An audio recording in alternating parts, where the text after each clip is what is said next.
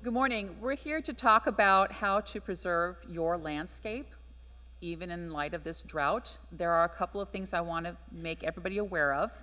First, we are not going to address questions about desalination plants or dams or any other infrastructure, although it might be highly desirable and we might be very emotional about it.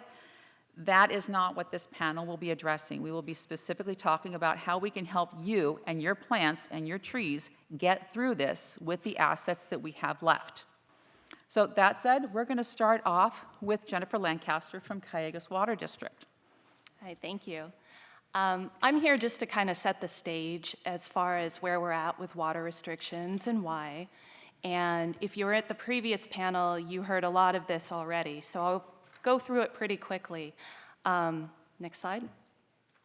So Cayugas Water District, most people don't know who we are because we're a wholesaler, and so we don't serve the end user, and you might not have heard our name. But about 75% of Ventura County receives all or part of their drinking water from Cayugas. We are a member agency of Metropolitan Water District of Southern California, and we deliver primarily treated imported water from the State Water Project. So again, if you were here for the previous panel, you heard a lot about what is going on the State Water Project. We serve 19 retail agencies and cities in southeastern Ventura County. And we have a 5-member elected board, and we have about 70 employees. Next slide, please. So we are currently in the most severe drought that we've had since we started receiving water from the State Water Project. So we are in the 3rd year of a very dry period, the driest on record. We actually just logged the first 3 months of this year as the driest first 3 months of any year on record. And that's particularly important because here in California, we rely on that period of January through March to accumulate the snowpack that then feeds our reservoirs and serves our water needs throughout the summer, because our summers are always a drought condition in our climate. So not being able to accumulate that water during this time, also being in an extended period of dry climatary conditions, has resulted in the lowest deliveries from the State Water Project that has ever happened since the project was built in the 70s. Next slide, please. So at this point, Metropolitan, who ultimately serves us with our water and then we serve it to our retailers, they have determined that with this cut on the State Water Project, there's not enough water to meet demands, normal demands in the service area. And so substantial reduction in demands is required to get through this period. And so on April 26, Metropolitan's board voted to enact an emergency water conservation program for those areas that are dependent on the State Water Project, such as our area. And the very next day, Cayugas' board, as a wholesaler, adopted that same program and implemented that through to our retail agencies. And compliance with the program began on June 1st. Next slide, please. So the Emergency Water Conservation Program focuses on outdoor water use. And beginning on June 1st, water agencies had to move to a 1-day per week watering restriction with time limits per station, as well as a robust enforcement plan. And the details of the watering restrictions, such as what day of week you're allowed to water, those are going to be determined at the retail agency level. But everyone had to move to 1 day a week watering.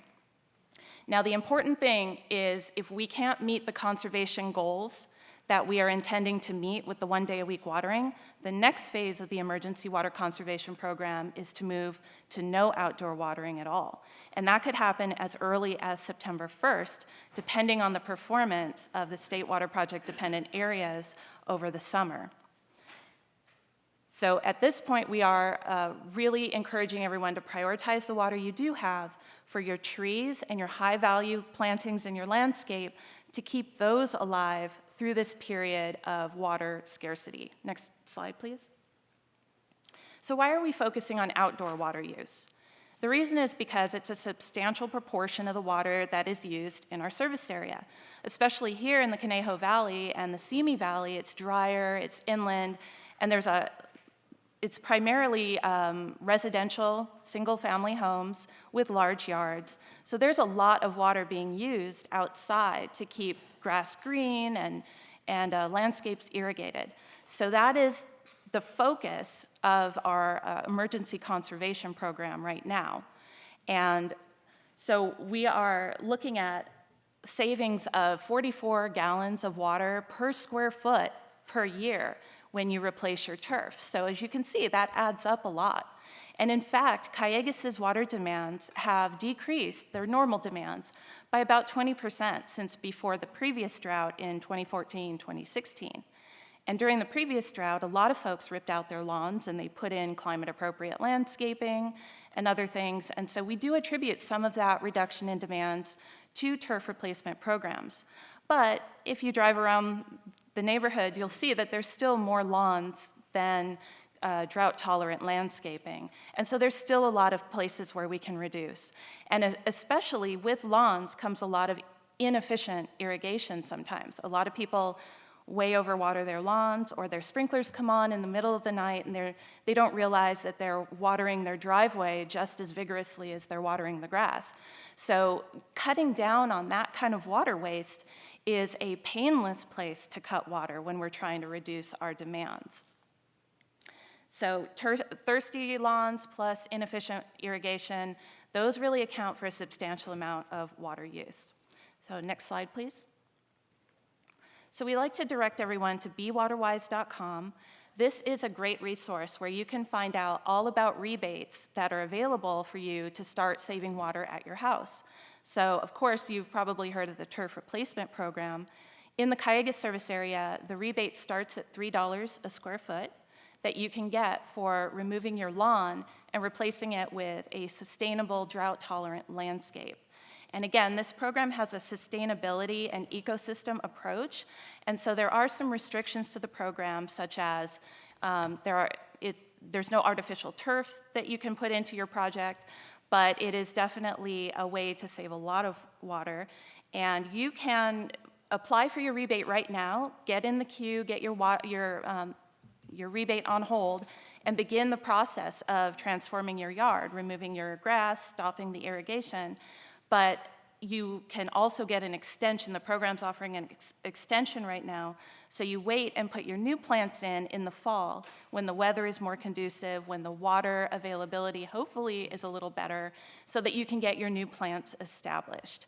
But you can still take advantage of this program right now. You can also get rebates, like you may have heard on the last panel, for weather-based irrigation controllers, as well as if you are in the market for a new washing machine or you need to replace a toilet. Go to this website, check out what the eligible products are, and make sure that the one that you're purchasing is on the list, and you can get a great rebate for that. You can also sign up for free online classes through this website, and it has a wealth of other educational material available to you. So that concludes my presentation. Anthony?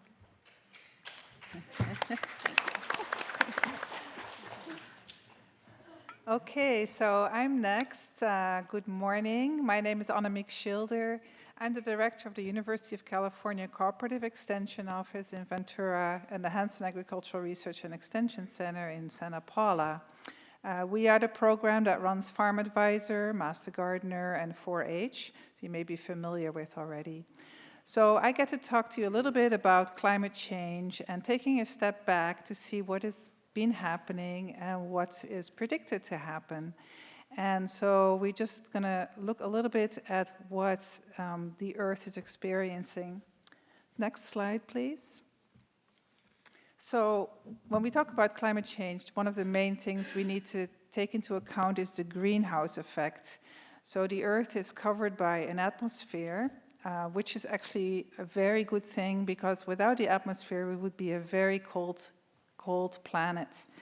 But the atmosphere captures heat or retains heat, with, especially due to gases like carbon dioxide, methane, nitrous oxide, and fluorinated gases. A lot of these are of human origin. Next slide, please. So in the last 100 years or so, we've had an increase in these gases called greenhouse gases in the atmosphere. And the temperature has been going up concomitantly. So we had a very good correlation between carbon dioxide levels in the atmosphere, especially since the start of the industrial era. We've been putting a lot of emissions into the atmosphere, and the Earth on the whole, on average, has been warming. Next slide, please. So when we look at the, maybe on the whole we have raised the temperature 1 degree centigrade globally, but it's not evenly distributed. So as we look at the map of the United States, you can see that some areas have much faster heating, the darker areas, much faster heating than other areas of the United States. And so when we, next slide please, we can also experience that in, for instance, an increase in the frost-free season. So on the west, we've had more than 19 days, or almost between 16 and 19 days of frost-free season compared to the period from 1901 to 1960. And so while the people in Minnesota may be very happy with that, having a longer frost-free season, it is a concern. And it also affects, animals, plants, our environment as well. Next slide, please. So when we also look at precipitation, there have been changes. And obviously, I don't know how well you can actually see this. This is the United States, and in the West, there's become much drier over the last 30 years, comparatively to the eastern United States, where it's been getting wetter on the whole. So this is something that has been a pattern. Most of the climate, as it is changing, as the temperature is increasing, is simply a matter of physics.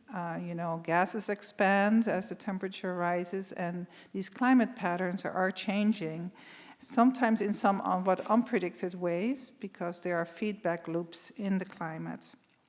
Next slide, please. So we would like to also now focus on California. And I don't know if any of you have read the article in the Washington Post not that long ago that said that Ventura County is the fastest warming county in the United States. So it's like, oh man, why did I choose to move here? And how could this be? But anyway, Ventura County, I talked about this 1 degree centigrade on average. Ventura County has warmed by 2.6 degrees and continues to increase. Next slide, please. So I just want to talk a little bit about the Los Angeles Region Climate Report. This came out in 2018. Next slide, please. This report covers the area, the greater Los Angeles area, including Ventura County. Next slide, please. And so they're talking about what are the key projected climate changes in this region in the next half century to the end of the century.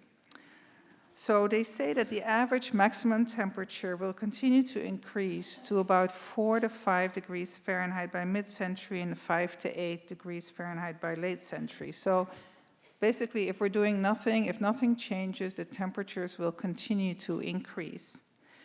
They also say the number of extremely hot days will increase, as well as the hottest day of the year could be up to 10 degrees Fahrenheit warmer than we're used to by late century.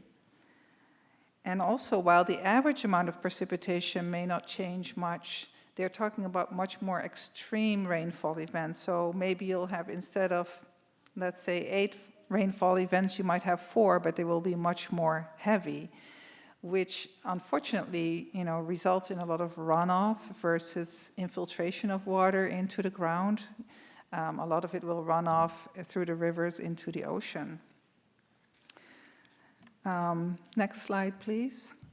They also suggest that sea levels are predicted to rise 1 to 2 feet by mid-century and up to 8 to 10 feet by the end of the century, although that is by the most extreme models. So they're modeling based on physical processes, and so the extreme models say that much rise is what we could experience in this region. Also, wildfires are expected to increase, not surprisingly, although they said the size of the burned area will be difficult to predict. I mean, that is a very unpredictable thing. The other thing I want to point out is that each 1 degree, it doesn't seem that much, a 1 degree rise in temperature. It's not additive. It's like it could roughly double the risk of extreme weather events. So, maybe 1 degree instead of, 2 events, we might have 4. Add 1 more degree to that, we might have 8 events. So it's not linear, so to speak. Next slide, please. Oh, I'm sorry. So what we might experience then on the ground around us is that we have, these extreme heat events. And the picture on the top left from your angle is actually, that was a 116-degree day in Ojai in 2019, and a lot of the avocado trees got burned up. A lot of the branches died because of that. We talked about drought stress. That is obviously something we're experiencing already. We could also have high winds. It seems like we have more Santa Ana winds, and so we lose crops because of that through the wind damage. And I should also like to point out that our farm workers who harvest our food, there are more heat stress risk to them and also to you if you're working in the garden, obviously. So that's also a risk. Farm workers are much more likely to die of heat-related injury than the average person. So next slide, please. Some more, maybe subtle effects could be that there's insufficient till hours, that some of your plants that need so much chilling in the winter will not fruit properly. Your flowering time may be off, and that's, maybe we don't mind, but the bees will mind and the other pollinators. We could also have invasive pest outbreaks, insects that, especially insects multiply rapidly when the weather is warm. We could have outbreaks of those as well as diseases due to these different climatic events. Next slide, please. So I guess the question is, what can we do at this point? I know it sounds like a very doom and gloom story. I know we can still do things. Obviously, reducing greenhouse gas emissions is the main thing that we need to reduce worldwide. And especially, Americans are the highest per capita producers of emissions. Also, reducing heat islands, you heard them speak about that, having more trees in urban areas to have shading, which is a little bit of a problem because now we can't water the trees, so how are we going to keep and even add trees to urban areas and keep them alive? And also these trees are needed to increase carbon dioxide, carbon storage, you may have heard of that, carbon sequestration. We need actually more plants and more organic matter in the soil to capture that carbon and to store it. And then just increasing resilience to climate change. And that's why today we're learning about ways in which we can be resilient, in which we can adapt to climate change. But I think awareness is a big part of this, and I think this event today is a wonderful way of learning what we can do to adapt to climate change and moderate the effects. Thank you.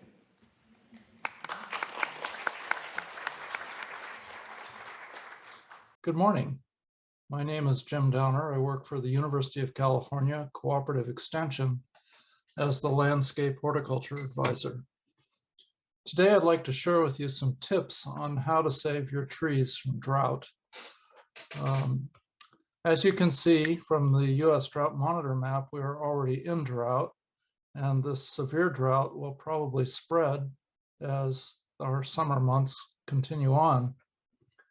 Some trees are very well adapted to surviving drought, like these oaks in the Arizona savanna, while we see trees here in my own town of Ojai that have died due to drought.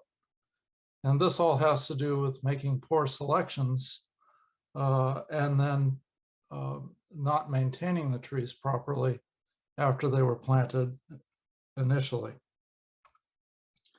So I'd like to give you a little primer on how trees move water.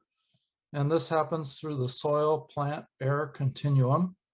This is a technical page, I realize, but it shows a tree in a cartoon, and it shows water entering the roots from the soil, being taken up through the wood, and each molecule of water is connected to another molecule by hydrogen bonds. And they're literally pulled out of the tree into the atmosphere by this gradient of water potentials, which gets more and more negative as the water moves toward the canopy. This process is called transpiration, and it's vital for trees to cool them. Without transpiration, trees die. And without this continuous chain of water molecules, water cannot move and trees will again die. So we need to maintain this, and there are some ways that we can do this during drought. One thing to realize, and really very important, is that we live in a Mediterranean climate, and our water comes at the wet times in January and November, December, but during the spring and the summer months and the fall months, we get very little, if any, rainfall. And these are the months when the temperatures are the greatest and the days are the longest. The more sunlight we have, the more water use that plants in our gardens have. And so drought typically builds throughout the spring and summer. And along with drought, stress in the tree builds throughout the year. Stress reaches its maximum right before rain in the fall, late fall. If we haven't applied water by then, trees will be at the highest risk of perishing from drought. So it's really important to be mindful that stress builds through the summer, during the dry months, and that at some point we can interrupt that by applying a strategic irrigation. And just one irrigation is enough to take stress off of trees and allow them to survive a long dry period in the summer. The other way we can attain this, and this is really very critical, is to cover the soil with mulch. Mulch is very, very helpful to trees on many levels. And typically I give, for my master gardeners, a 3-hour presentation on just mulch because it's so important. But the key thing is that arborist mulch, which is provided by tree trimmers, is the best mulch you can put down around your woody plants, your trees and shrubs, to prevent water from evaporating from the soil surface. In time, this mulch breaks down and it is incorporated in the soil underlying it, and it changes the texture, the water holding ability of the soil, and the ability of the soil to take water in. Mulch is also helpful because it slows down the movement of water over soil, and it gives the soil more time to absorb water when it does rain or when it is irrigated. Furthermore, mulch prevents weeds from germinating, and it keeps them from using water that your intended tree or shrub would otherwise get. So mulch has a variety of functions, and because it's made of trees and plants, the minerals that are in the mulch slowly move into soil, so you do not need to fertilize your landscape if it is mulched. Generally speaking, with newly planted trees, we can skip about every other irrigation if a tree is mulched and it's in full sun. So mulching really helps to save water and is critical to help trees survive drought. So for your action items, some important things to do and remember: don't plant new trees in the summer. This newly planted tree requires frequent irrigation. So if we're going to plant a tree, plant it in the fall when we're going into the time of the year when it's going to rain. Don't plant thirsty species such as alder, birch, willow, and maple, liquid amber, The picture in the slide here is a liquid amber that has died, as was the picture on the first slide. So these are species that are not adapted to our county and our climate and lack of water. They occur in our landscapes because we have irrigated them. Sometimes they're grown in turf grass, which is heavily irrigated, but we can't afford to irrigate any longer. So we need to plant climate-ready trees, or trees that can tolerate hot climates and survive long periods of drought. Sometimes these are native species, such as the coast live oak or other oaks, the valley oak, and some other trees like that. Sometimes they're not. Sometimes they're species that we get from other Mediterranean climates throughout the world that grow very well here during our dry period. Keep in mind that because a tree is native doesn't mean that it's drought tolerant. White alder is native to our mountains right here in Ventura County, but it's not drought tolerant. It wants to grow in a creek. Make sure your trees are mulched and apply as much mulch as you can under the drip line to cover the soil around that tree, out past the drip line if possible. Remove competing landscape plants, and sometimes even trees need to be removed if there are too many in a landscape, so that the intended specimens can remain and they have more water to consume and survive. They're not competing with one another. Reduce the stress on your trees in midsummer with a soaking irrigation.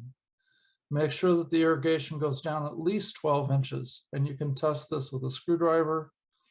Plunge the screwdriver into the soil. If it goes down 12 inches, that's how far your water went from your irrigation. You can do this with a gentle soaking from the end of a hose or a sprinkler that applies water slowly. And generally, if your trees are mulched, there will be no runoff. Don't prune your trees in summer. Pruning is stressful. The pruning wounds lose moisture and also lead to disruption of those water molecules in the tree and will further exacerbate the effects of drought. Do not fertilize your trees during the drought, because fertilizers add salt to the soil water that makes it harder for the plants to get water. And finally, if you have the ability to, plant adapted trees in the fall. This is the time for tree planting because we're going into the rainy period. If you have further questions or other questions, you can reach me at ajdowner@ucanr.edu. Thank you very much for your time, and I look forward to talking to you in the future. Okay, hi, my name is Danny Brucius. I'm a master gardener. I've been a master gardener since 2005. My specialty is research, so I do a lot of research on the helpline. If you contact us on the helpline, you might get in touch with me. So anyway, I'm going to go a little bit off here from the other stuff. I'm going to talk about native plants. Is that okay? So you probably have 3 different kinds of plants in your yard. They're natives, exotics, and invasives. And I'm going to start with invasives. Invasive plants are, they crowd out the natives in our wildlands. They increase the intensity and the frequency of fires. So I've got a little bit here on fires. When you increase the frequency of fires, what happens is sometimes it crowds out the native plants don't come back. Some native plants require fire to bloom again, to germinate, but if we have too frequent of fires, a lot of the time the seeds aren't viable by that time, so we're actually losing species.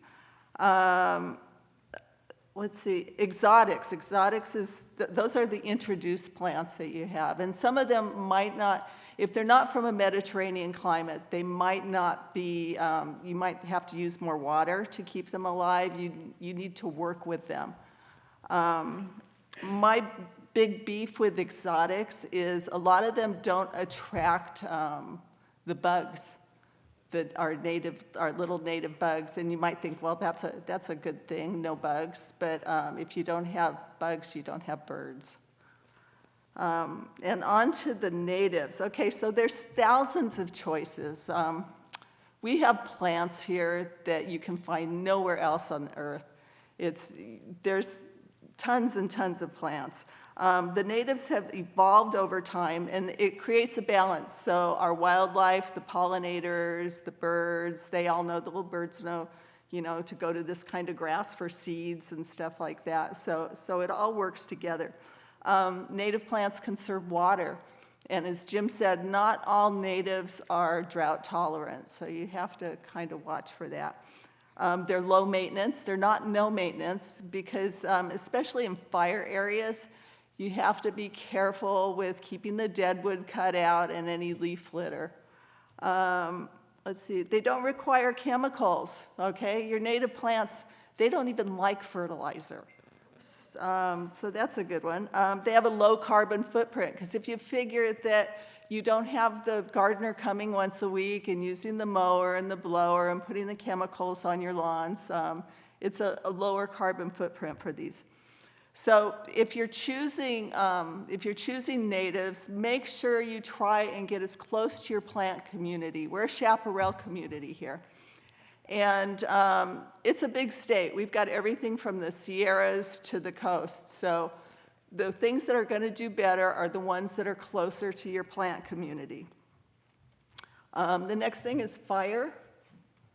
So know that all plants can burn. So when you're choosing your plants, you want to choose the plants with more watery tissue. You want to stay away from plants with sticky or gummy sap. They're more prone to fire. And chaparral plants are adapted to fire. And you're saying, well, you're telling me to plant these things that are adapted to fire that are going to burn in my yard? And no, what you want to do, you want to follow what CAL FIRE recommends. Keep your plants separate, don't bunch them all together. That's why in the chaparral it burns hot, it burns fast, because the plants are all bunched together. You might want to use little islands in your landscape with things that won't burn in between. CAL FIRE now recommends no plants within the first 5 feet of your structure. So that's another thing with fire. Oh, some plants are passive pyrophytes. So those are plants that very rarely burn, and that probably has nothing to do with your landscape or getting rid of your yard, because those are usually the big, huge trees with thick bark and the really high canopies. But I'm including that because I just learned that word 3 days ago, and I thought I'd stick it in here. Okay, so we did learn some things from the Thomas Fire and from the Woolsey Fire, is that we do have native plants that some of them filtered out the firebrands. So before you go planting, it was like some of the native oaks, and ceanothus was one that did good. But before you go planting rows of these things, it's nothing that's proven yet. And CAL FIRE is still telling you to keep a good distance between your trees, so don't plant rows. There's difference between old and young plants in the native plants too. For instance, the elderberry, the Sambucus, I believe it's the Sambucus mexicana. It's either a shrub or a tree, and it's the one with the flat yellow flowers on it that you see in the open lands. That one is very fire resistant when it's young, but when it gets old, it's very fire prone. So I do have one of those in my yard. It's a volunteer, and it's nothing that I planted, but I cut it back every year, and every year it grows, and it gets the new soft growth, and it doesn't get woody. Another one is deergrass. Deergrass is real popular. It's very flammable. I have deergrass. I cut it back every year. In September, I cut it back, and it comes back green, and it never gets that brown, crispy look, so it's not really fire prone. And the next thing is water, and that's basically what everybody's here for. So what I'm saying is everybody else brought up now, do not plant now. Now is not the time to plant. Now is the time to take out your lawn and figure out your design and put in your irrigation.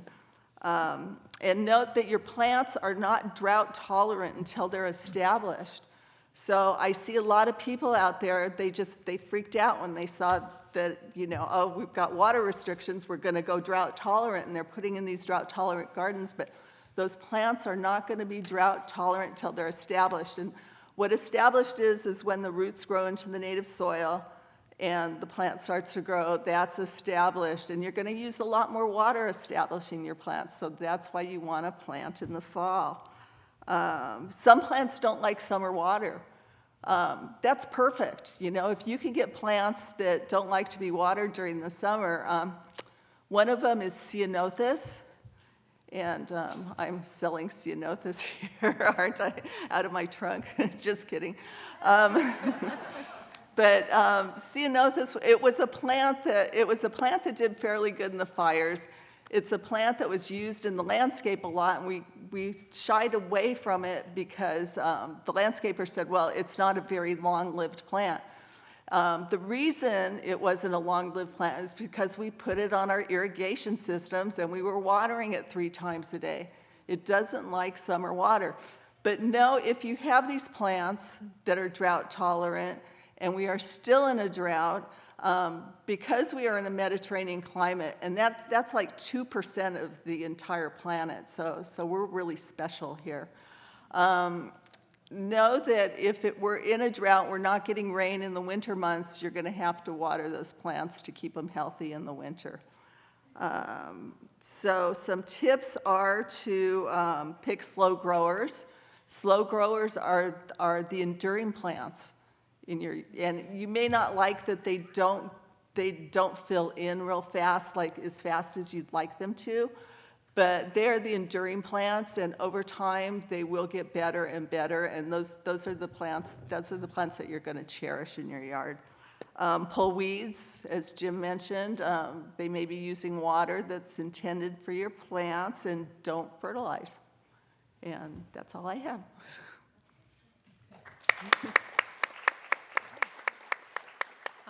My name's Kathleen. I'm also a master gardener. I happen to be the one that teaches the drip irrigation, and we are sponsored by Callegas. Not everybody knows we have a class out there at least once a month that is completely free, that you can come to and learn about drip irrigation. We even have you build a system so that you can actually see how it all goes together. And we have it once, twice a month, sometimes 3 times a month. You can go online and sign up for it. I was just there this morning. You can take the class as many times as you need to feel comfortable. We pretty much do a pretty good job getting people out there and putting a system together. It's pretty easy to do. Something as simple as this. You got water coming from someplace. You got a hose bib. You got sprinklers. Well, some people don't want to look at their sprinklers and say, okay, I'm going to turn this into drip irrigation. It's a huge investment when you've got your PVC sprinklers and it's all in your controller and it makes life really easy. The thing is, those regular sprinklers throw water out there at gallons per minute. Drip irrigation is gallons per hour. At the end of this month, in the city of Thousand Oaks, you will not be allowed to use one of those regular old-fashioned sprinklers. You have to switch to low flow or you can't use them. We can get rebates on them, it's okay. But the biggest thing is drip irrigation is uniquely qualified to help us get through this drought. And the cool thing is your investment in time right now will really pay dividends going forward. Everybody's talking about weeds, and we don't want to have the weeds around because they will compete for the water. One of the best things about drip irrigation, if you're not throwing water there, there's no weeds, okay? I hate weeding. I'm terminally lazy. It takes less time to install one of these basic systems than it does for you to go out and water those plants by hand. It's not that difficult to do. We can show you how. Next slide, please. One of the things you do need to know, next slide. Okay. One of the things you need to know, is it going? There we go. All right. What kind of soil you have. If you're here from Ventura County or from Oxnard, you've got sandy soil. So you can imagine that hourglass and all the sands going straight through it, relatively quickly. That's sort of how water is going to go through your soil. You want to know this because for you, Watering a little more frequently and putting your emitters closer together is what you're going to need to do. If you're from Thousand Oaks and Simi Valley, we've got that clay soil, you know, you dig into it and it's really hard and everything else. Thank your lucky stars. In a drought, clay soil is your friend. It holds water. But you don't want to go and just pour a bunch of water on it because it's going to do exactly what that picture says on the right. It's going to go sideways, and if you're doing it too quickly, it's going to go off down the street and the water police are going to come and get you. Okay, but drip irrigation, it goes in low and slow. And you can get that water to go first a little sideways and then down, and then it's going to hang on to it. Drought, drip irrigation, and clay soil, you got it made. Okay, next slide, please. There's a couple of tools that we have. Jim talked about putting a screwdriver down into your soil to see how deep your water goes. Because you can stand there with a hose, and you can water until you're kind of bored. And then if you take your foot and kind of scuff it, you're going to find out you've got like this much mud, and the rest of it's totally dry. I have a very short attention span, so that means even less. You really need to put that water in low and slow. And because it takes gallons per hour as opposed to gallons per minute, the water purveyors know this, and it's okay to go over the 15 minutes with your drip irrigation system because they know that that water is going in at a much slower rate. So you will need to adjust your system to that. And then you look at it and you go, okay, well, how do I know how much water is down in there? One of the ways you can stick your finger in the soil and see how wet it is, my finger's really short, okay? But this thing's really long, okay? Most people have seen these. You take them in, you use them in your house plants, you stick it in the house plant. Take it outside. Take it on a field trip.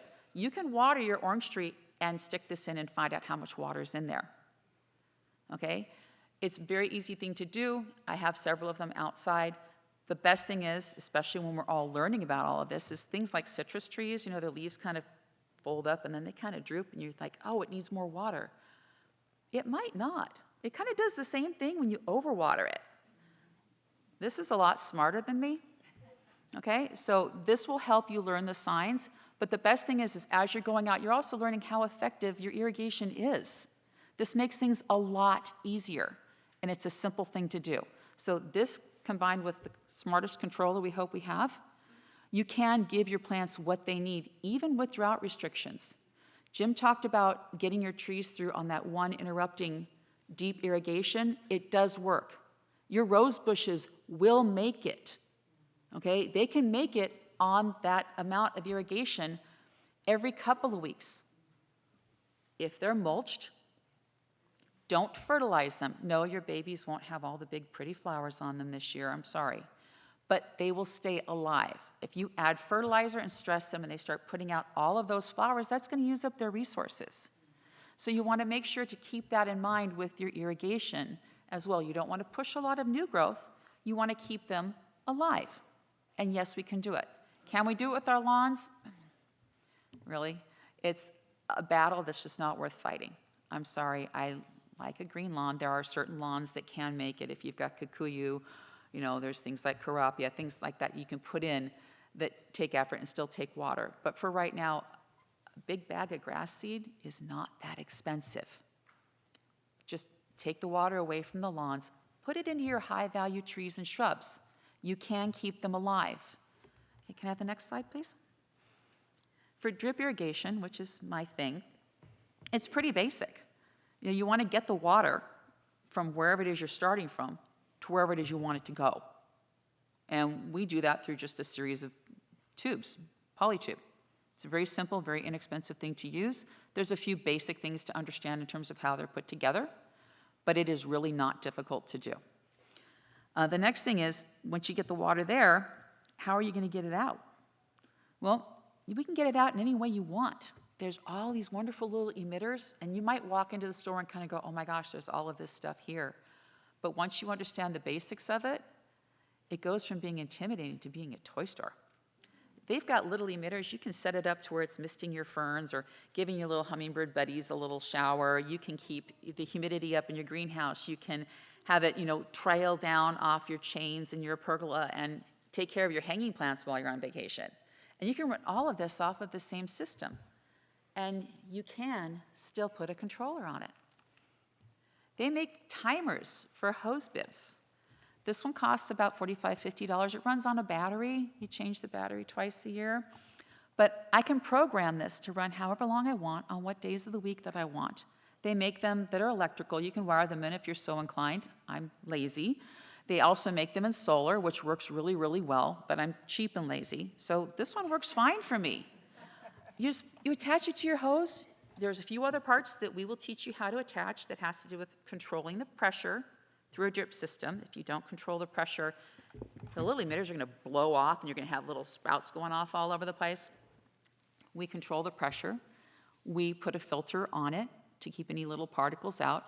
And then after that, there's just this wonderful array of emitters that you can choose from. There's simple things. You can get something like this. Stuff's getting easier all the time. It's cool. It's got all the emitters are in here. You take this, you put this around your plant like that, you plug it into the polytube, cover it with mulch, you're good to go. You don't have to think about it anymore. So it's become easier and easier to install these types of systems and less expensive. And if you think, okay, well, if I hook up my hose to a drip system, how do I still use my hose? They make things for that too, okay? I like to change my mind. I like to do lots of things at once. This is something that they call a manifold. I teach in class. Manifold just means from one pipe to many, okay? It's not big, huge repairs. They cost a couple bucks. You can get these as big and convoluted as you want. You can get it for 2. You can split it into 4. You can split it into 12. It's up to you how far you want to take it. But the bottom line is it's a simple and very affordable way to control the water that's going out to your system. And you can take those existing sprinklers, cap off most of them, and they make wonderful little all-in-one things now. You unscrew the sprinkler, you screw the new thing on that includes that pressure reducer and that filter. You can attach the tubing to it. You run it out to your plants. You put a couple little pokey things in so that it'll release the water. It's that easy. It will take an afternoon to go, pick up the parts and then stand there and tell somebody to do it or make your kids do it. I like using minions, but it is very easy to put together, and we have people that we teach all the time to do this, okay? Very cost-effective, very reasonable thing to do. May I have the next one, please? Okay, these are some of the systems that I talked about. You can take it from that typical sprinkler can riser on the upper right. These things over here are sort of like one-and-done kits. You screw the sprinkler can out, you screw the new drip irrigation thing in. It sends it out in 2 different directions. You put your tubing on one side, tubing on the other, and you're ready to go. And it's hooked into your original control system, so you can still use your programmable controller. If you're doing it from the hose bib, again, you can get one of these. Can I have the next slide, please?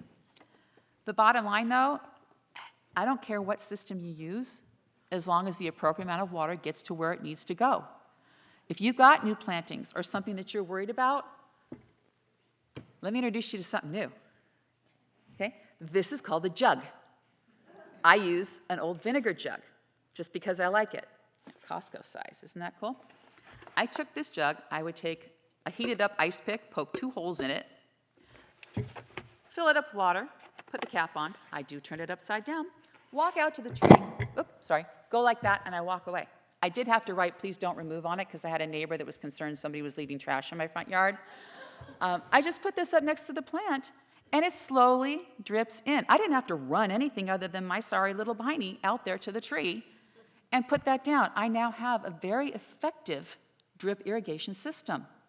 It doesn't have to be something big. It doesn't have to be something expensive.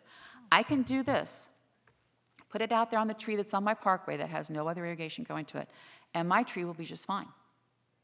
Once or twice on that, every couple of weeks. I've got one that's a Hong Kong orchid that's been in for about 9 months, and it's blooming and it's doing just fine. Okay, you can do this with a rose bush.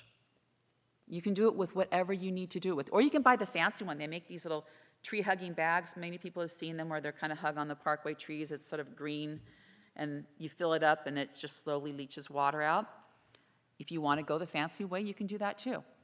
But the bottom line is just get the right amount of water to get through this. So when you take your showers and you're catching your water in your bucket, there's your delivery system, okay? There's lots of ways that you can do it. It doesn't have to be expensive. It does not have to be big, but you can find a way to get through this.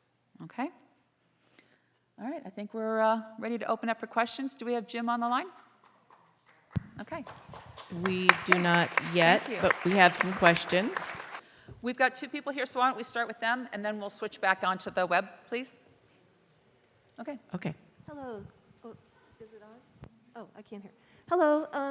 I like to grow food, grapes, pomegranates, stuff like that. What are the best kinds of food trees, or fruit trees, or that are drought tolerant? I think pomegranates are considered. But is there anything else that I could consider planting in the fall that would give me fruits or other things?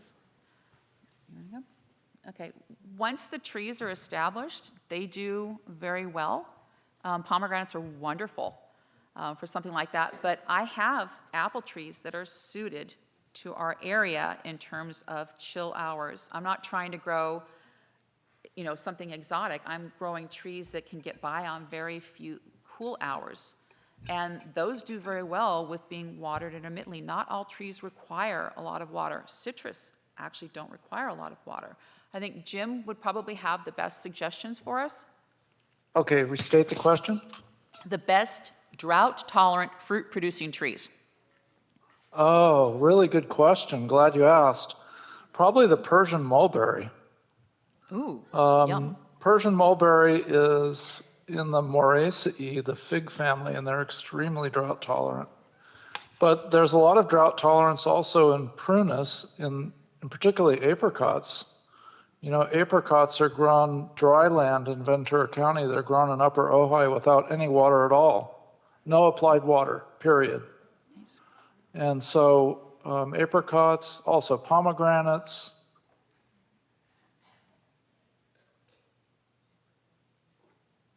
Drought tolerant orchard. And if it's mulched, you wouldn't need to water much any of it. There you go. Okay. Hi. When I purchased our home 15 years ago, it has 4 enormous redwood trees. It has 9 birch trees. It has 2 liquid ambers. It has 25 trees. Wow. And they're all mature, and we have a Chinese elm that the canopy is almost the width of this room, no lie. It is stunning. So my question is, it's my understanding that the root system of trees like this are as long as the height of these trees. So these trees go right onto my grass. And first of all, we don't want to kill them because the wildlife depends on these trees, and so does the planet for oxygen. So I don't know the man's name who's on the phone. I don't. Dr. Jim Downer. Downer, because I'd like D-O-N-N-E-R. D-O-W-N-E-R. N-E-R, okay. I don't want them to die, obviously, and I can't afford to have them cut out, and I can't afford to replace them. It would be tens of thousands of dollars. These are mature, huge trees.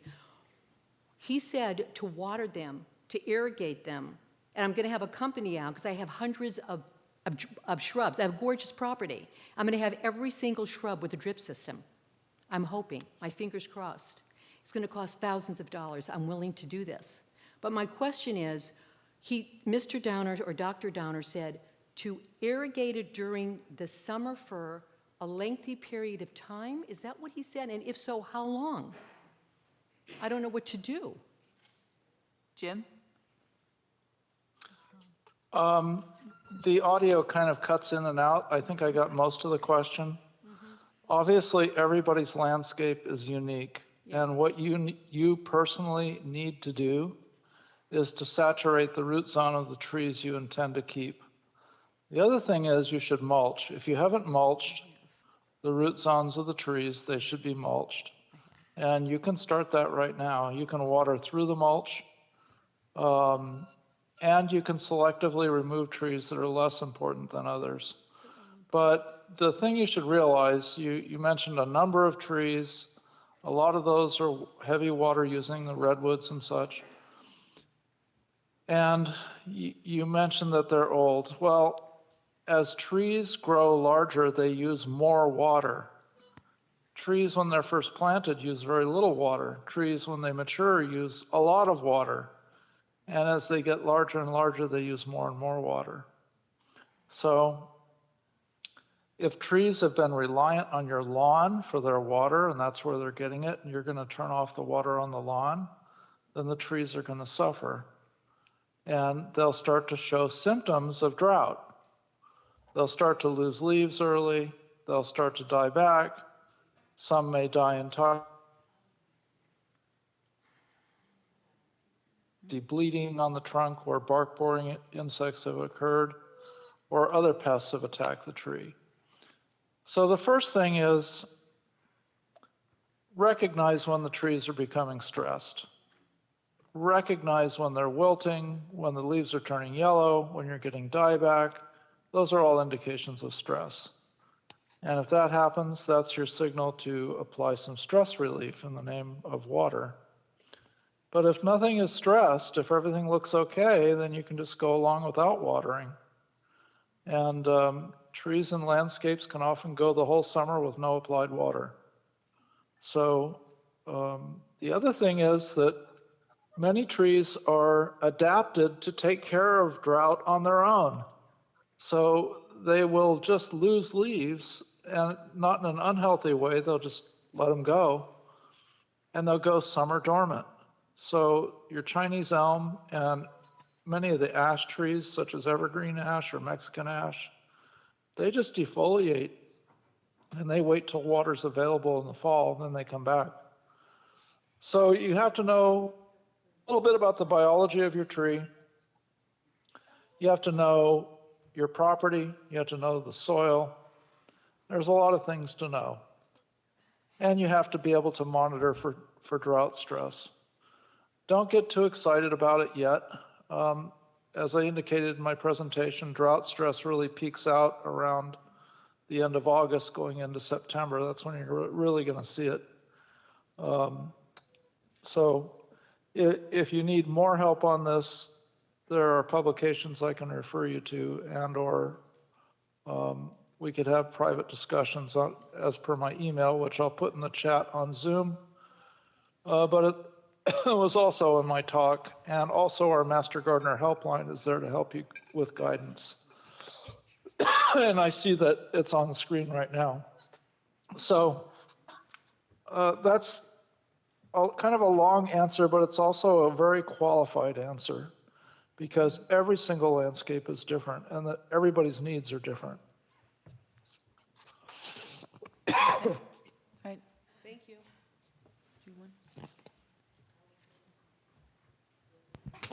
Okay, I have a question for Danny. Arborist chips don't seem like a good idea for protecting a house from wildfires. Please comment. Okay, so CAL FIRE recommends that you don't put anything that will burn within 5 feet of the structure.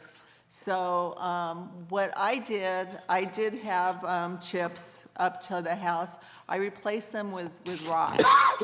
And you can get rocks, they won't break down and add nutrients to your plants, but they will protect the soil, and they'll save some water too. So within the 5 feet by your structure, I would definitely think about using some kind of rocks. If you use the small ones, you're going to have to, like gravel size, you're going to have to put a weed barrier underneath them.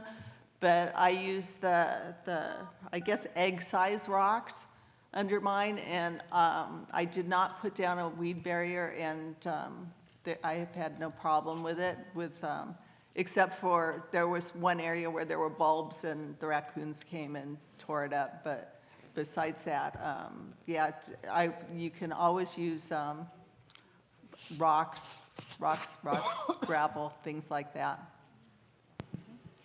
Okay, another question. Is bark a possible substitute for mulch? Yes.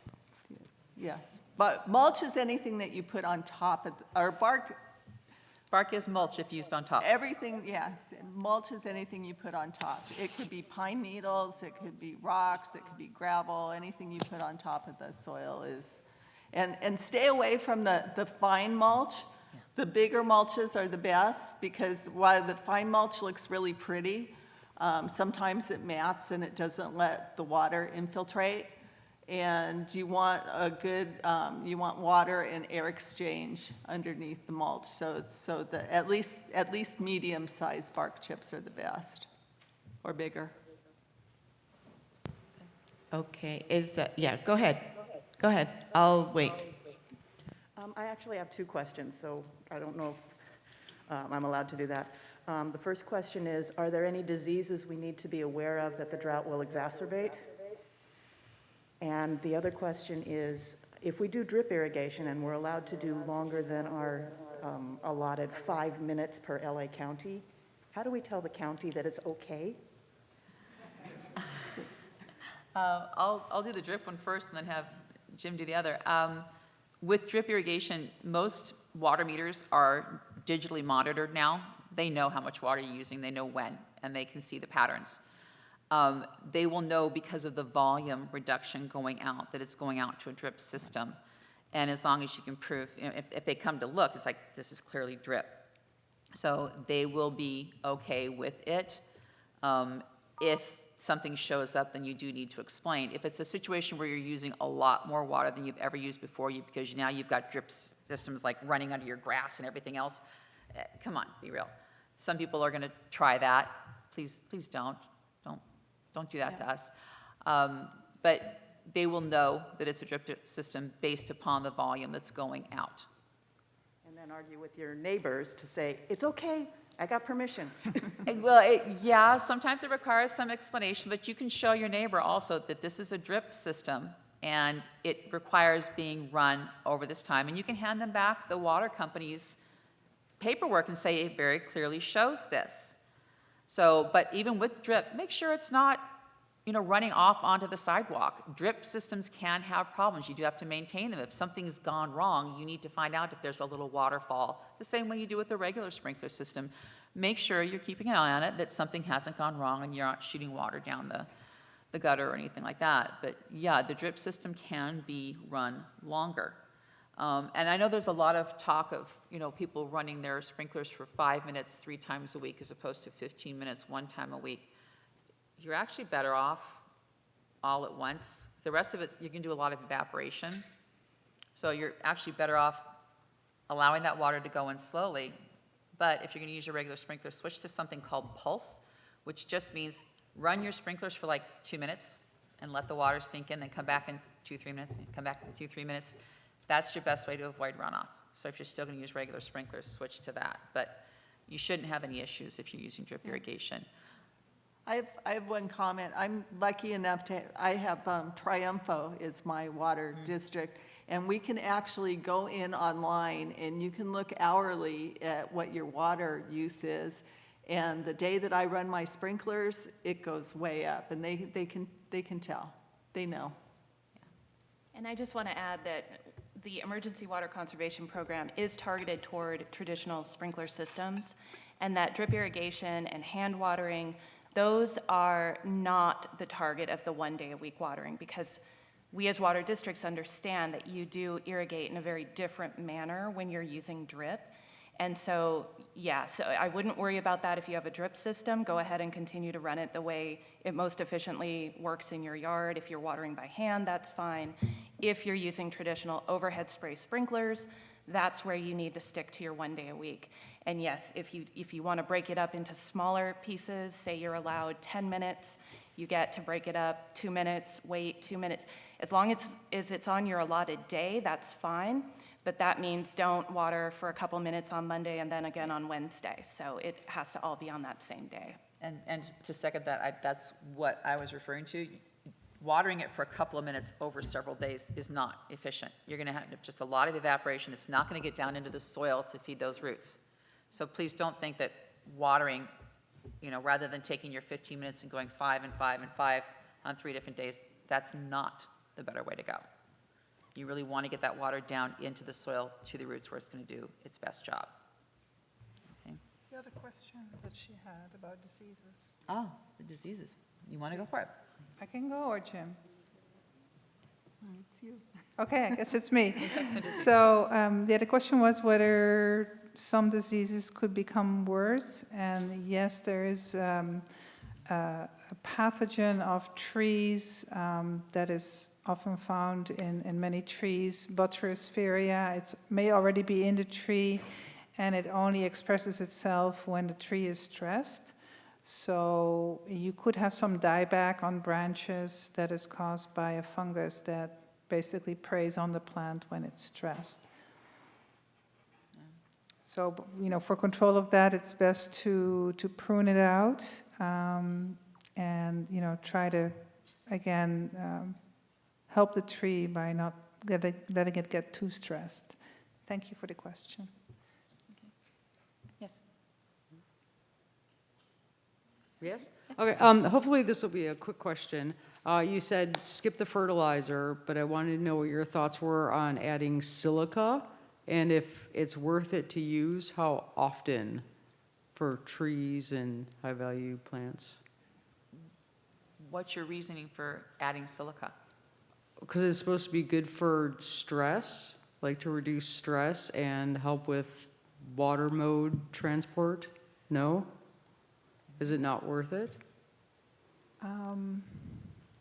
Yeah, I have heard of that.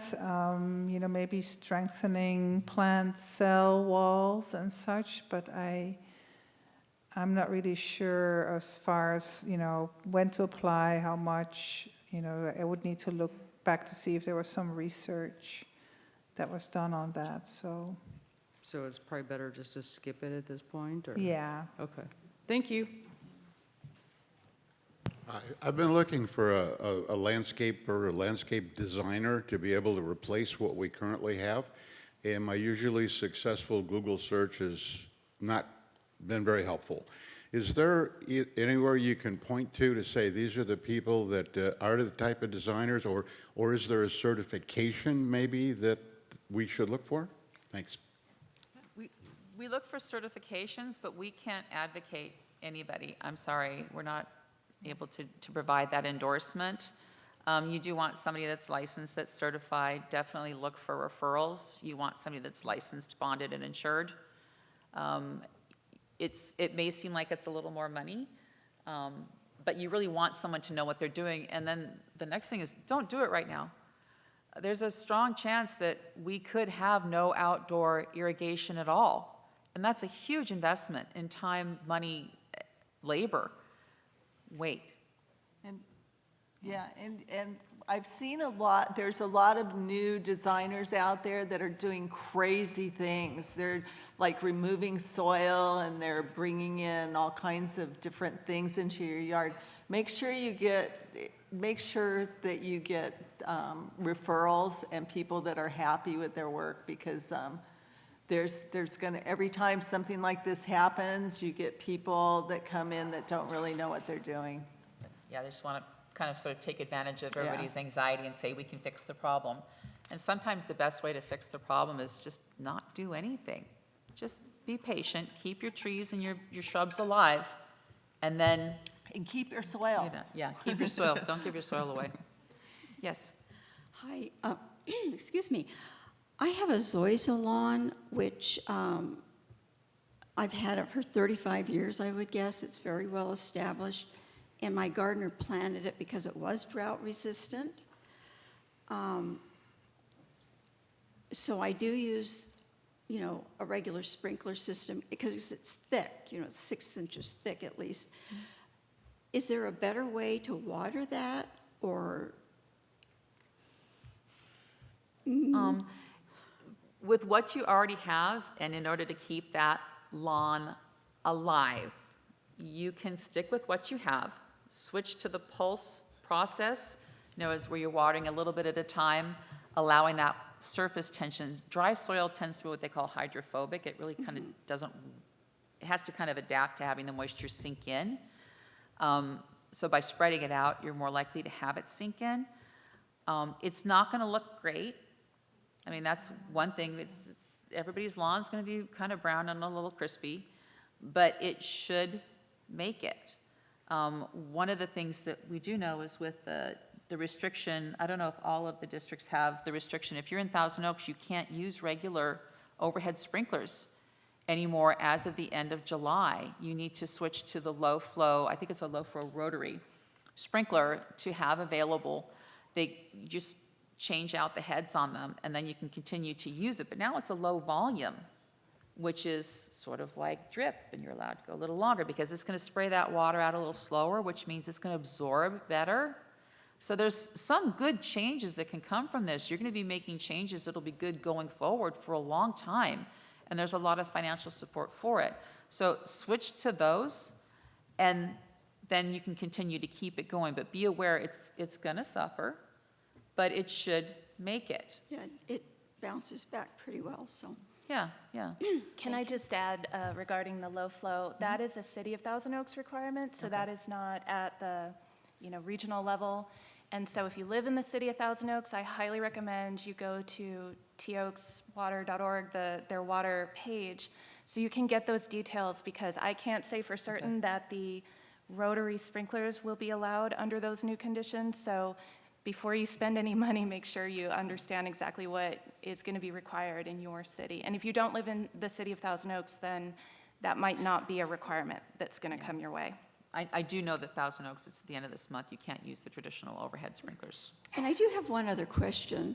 Obviously, they don't want any lawns at all anymore, and front lawn. That's not the case. Well, I feel like we're kind of low-hanging fruit.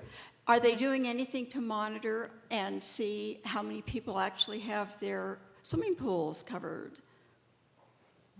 I don't know. We're just sort of speaking to how to preserve the landscape. That was the panel before us. But you will be surprised. You can let your grass go, and a lot of it's going to come back. If you have kikuyu, it's going to come back. That stuff is hard to kill. So there's ways to get through this, and that's what we're here for, is to just help you get through. Do we have? And there's options too, because we took out our lawn in 2008 and put in a meadow. Yeah. And the meadow's amazing in the spring. It's doesn't look as perfect in the middle of the summer, but it always comes back, and it's a meadow. Yeah, it's various grasses and stuff. Yeah, Way less and maintenance. lots of flowers. Way less maintenance. Do we have more up, Nicole? We do. This person has several trees, citrus trees, with root zones as large as 20 feet in diameter. What kind of irrigation system should they use? Whatever works. Mulch, not right next to the trunk. Oh, we advise lots of mulch. Please don't put mulch right up next to a trunk ever. Not a little trunk, not a big trunk. No. Everywhere else, lots of mulch. If they can put drip underneath the mulch, that's ideal right now because it's the least amount of evaporation. But if all they have is traditional, then you work with what you got. But you can do with something as simple as, take what's called an embedded emitter line. They make this, it's like a hose with little pressure-controlled emitters going all the way through it. And they can run it in a circle around or concentric circles. If they have an orchard set up, the embedded emitters are great because they can kind of go up one side of the estimated root zone and then come back the other with one big long embedded emitter line, cover that all with mulch, put it onto a timer, or plug it into your existing sprinkler riser system that you're converting to drip. So there's lots of options that they can do, but in order to specifically address exact placement on it, you really want to get to where the feeder roots are, which if the tree's 20 feet wide in terms of where its traditional drip line is, the actual roots go past that. So you really do want to look at that drip line as being sort of like a suggestion for where you really want to look at the roots. So you want a little bit in and you want some out. You don't want to just hit just the drip line. There's the California Center for Urban Horticulture. They have two different irrigation systems for your trees. One is the RSIC, the rotary system irrigation contraption, and this isn't anything you buy. It gives you a list of parts. If you have a lot of trees, you might want to use that one because it's kind of cheap. They have one called the Trick, which is a permanent system, but the parts are gonna, if you have a lot of trees, I think the parts run you like $100 per tree, so you might not have the money to do that. But if you check, it's the UC Davis, it's the California Center for Urban Horticulture, and one is the RSIC, R-S-I-C, And the other one is trick, and trick is much cooler than arsic. Little hint though, trick is basically just taking the same drip irrigation system that comes Yeah. off of a hose, and now you're putting it out there around your trees, but you're just sort of laying it down Yeah. as opposed to having But it that- come from the hose bit. yeah. But you can put this together. It sounds, like kind of scary because they give it little acronyms and things like that. It's still working with the same basic Yeah. tools. And we can teach you how to work with those basic tools at any of our classes. And they're all free, and you get to play with them. Okay. Yes? Yes, my question is that a lot of nature comes onto my yard to eat the grass. Nice. And get the water. And I was wondering if you had recommendations of plants that maybe I could plant in the fall to make up, because if I take my grass out, I'm taking away food source for rabbits and squirrels and I just want to sort of. That's where I lean you to go towards a meadow planting, because the reason it wasn't water or drought or anything when we took our lawn out, it was because of the rabbits. And now I have bunnies in the yard, and they're just like nature's little pruners there. And they take care of everything. I don't have dead spots or anything from them, so. And where would we go to find out about how to create a meadow? You can Yes, I- contact us at the Master Gardener Helpline, and we can help you. What a meadow usually is it's smaller, mostly herbaceous plants. Sometimes it's like irises and things like that. And then you can buy grass seed mixtures and with the native grass seeds, and they'll usually go dormant in the summer, but they're amazing in the spring.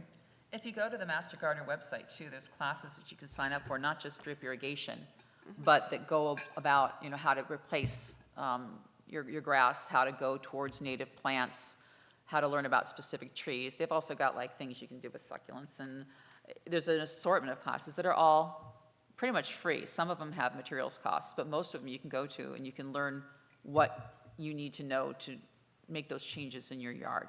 And it's all available. And specific questions, again, send your specific questions in. Thank you. If you've got a weird looking leaf, a weird looking bug, take a picture of it, email it to us.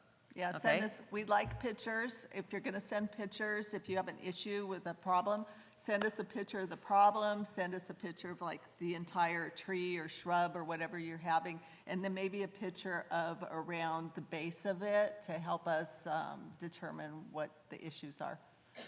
But we answer all kinds of questions. Yeah. Okay. The online? Yes, this question would be probably for Jennifer. This person says there is new turf that has holes in it to allow for water to go through, a new artificial turf. Why isn't that on the rebate program? Well, the rebate program has very specific sustainability goals. And so the program is really built around, instead of getting rid of the grass and just replacing it with something artificial or a hardscape, it's really built around, reducing heat island effects, maintaining wildlife habitat, meaning maintaining habitat for birds and bees and all of the things. And so for that reason, there are elements that are required in the program, such as a stormwater capture feature, like a dry creek bed or a rain barrel, as well as the drought-tolerant plants and so on. So really, the goal of the program is not just to save water, which artificial turf, of course, does, but it also has these added sustainability goals that artificial turf can't meet. Now, that isn't to say that you can't incorporate a small part into your overall yard redesign, but just know that that area won't be counted within the space that your rebate would be eligible for. So you're not prohibited from it, but that you're not going to get the rebate on that particular area of your yard. Thank you. I have a couple of questions. You'll just cut me off when I've too many. But you said that arborist chips are the best mulch. Is there a way of getting those chips as a retail consumer? The library, Thousand Oaks Library has those in the parking lot. Like help yourself or in the Thousand Oaks Library? Yeah, there's, in the parking area between the library and Goebel. Yeah. The city trucks will come and they will drop Dump it. right there, and you can help yourself to it. If you know an arborist, you can also say, you know, you want to dump it here instead of dumping Right. it at the dump. But be aware if they do that, it's a lot.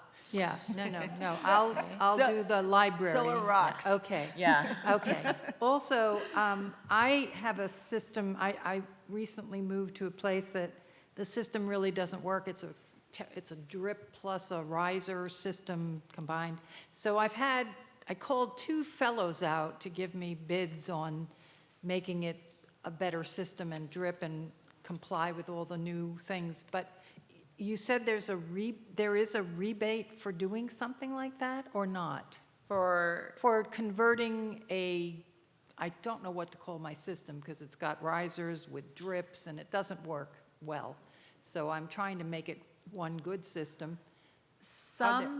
Some of the different purveyors, I know that there's some in LA, I'm not sure which ones would Here be in here. TO.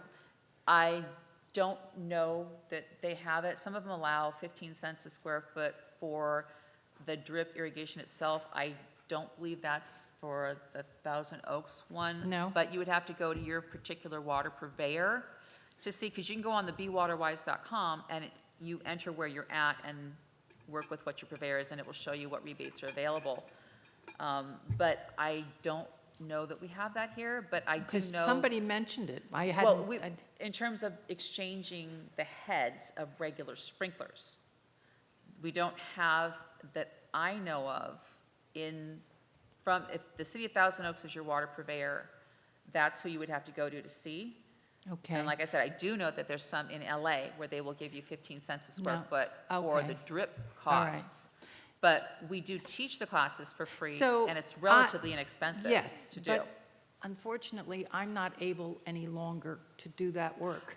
I would So do you have suggest you lists do of it. people? Anyway, so that you can know What's the people right. that you're talking to. I've seen some horrid systems. Well, that's what I'm concerned Yeah. about. They don't want to really talk about it and plan. They just say, I'm going to do this, that, and the other. And Yeah. it doesn't necessarily conform to what I think would make more sense.